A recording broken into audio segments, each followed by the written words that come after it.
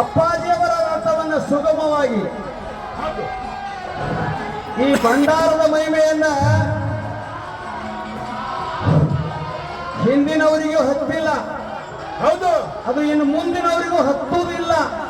ಏನಾಗೋದಿಲ್ಲ, ಹಣಿಗೆ ಹಚ್ಚಬಹುದು ಅರ್ಥ ಅಲ್ಲ, ಅದರ ಮಹಿಮಾ ಗೊತ್ತಾಗಲ್ಲ, ಮರಮ ಗೊತ್ತಾಗಲ್ಲ. ಮರಮ ನಾವು ಬಹಳ ಶಾಣೆ ಇದ್ದ ಅಂದಾಜ್ ಎಷ್ಟೋ ಮಂದಿ ನಾ ಇಲ್ಲ ಅನ್ನಂಗಿಲ್ಲ. ಹೌದೌದು, ಭಂಡಾರ ನೋಡಿ ನಡೆದಿಲ್ಲ ಅವ್ರು ಶಾಣತಾನ.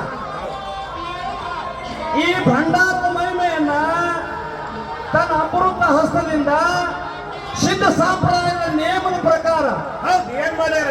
ಬಡವನ ಭಾಗ್ಯ ಮಕ್ಕಳಿಗೆ ಬರ್ತಾನ, ಮಕ್ಕಳಿಗೆ ಬಡ್ತಾನ, ಹಸುವಿಗೆ ಹಾಲ, ಹಸಿವಿಗೆ ಹಾಲ, ಹಸುವಿಗೆ ಬೆಣ್ಣೆ, ಹಸಿವಿಗೆ ಬೆಣ್ಣೆ.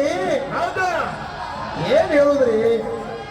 ಏನು ಯಾರು ಯಾವ ಇಚ್ಛಾ ಮಾಡಿ ಬರ್ತಾರ, ಅಪೇಕ್ಷೆ ಮಾಡಿದ್ದವ್ರು ಅದಾರ, ಅದನ್ನ ಕೊಟ್ಟು ಪೂರೈಸುವಂತ ಆ ದೃಷ್ಟಿಯನ್ನ ಹೌದು ಮಾಧುಲಿಂಗ ಅಮೋಘ ಸಿದ್ಧಾಗುರು ಸೋಮೇಶ್ವರ ಸಿದ್ಧರತ್ನ ಮಧುಗೊಂಡಪ್ಪ ಏನ್ ಮಾಡ್ಯಾರ? ದೊಡ್ಡವರು ಅನ್ಬೇಕು ಅವ್ರಿಗೆ ನಾವು. ಹೌದೌದು, ಯಾಕೆ ದೊಡ್ಡವರು ಅನ್ಬೇಕಂದ್ರೆ ಅವ್ರ ಕೀರ್ತಿಗೆ ಎಂದು ಕುಂದು ತರುವಂತ ಕೆಲಸ ಅವ್ರು ಮಾಡಲ್ಲ, ಹೆಂಗ್ರಿಪ್ಪ? ಮಾಡಿಲ್ಲ, ಮಾಡಲ್ಲ, ಮುಂದೂ ಮಾಡಂಗಿಲ್ಲ, ಆಗುದೂ ಇಲ್ಲ. ಯಾಕಂದ್ರೆ ತಮ್ಮ ಮುಂದೆ ಪ್ರತ್ಯಕ್ಷ ಉದಾಹರಣೆ ಹೌದು ಸಿದ್ದಪ್ಪಾಜಿ ಅವರು. ಏನಾತ್ರಿಪ್ಪ? ಶ್ರೀಮಠವನ್ನು ಹೆಂಗ ಆಗ್ತದ ಅನ್ನುವಂತ ಚಿಂತನೆ ಮಾಡ್ತಿತ್ತು ಲೋಕ.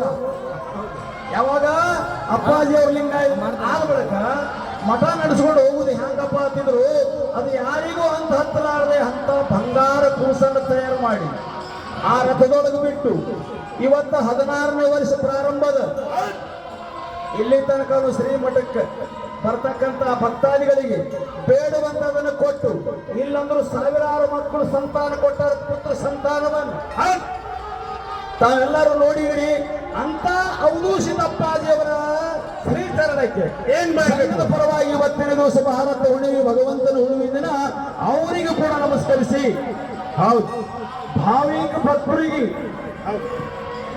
ತಲೆ ಅಂದ್ರೆ ಭಂಡರಗೊಟ್ಟಿ ನುಡಿ ಹೆಚ್ಚು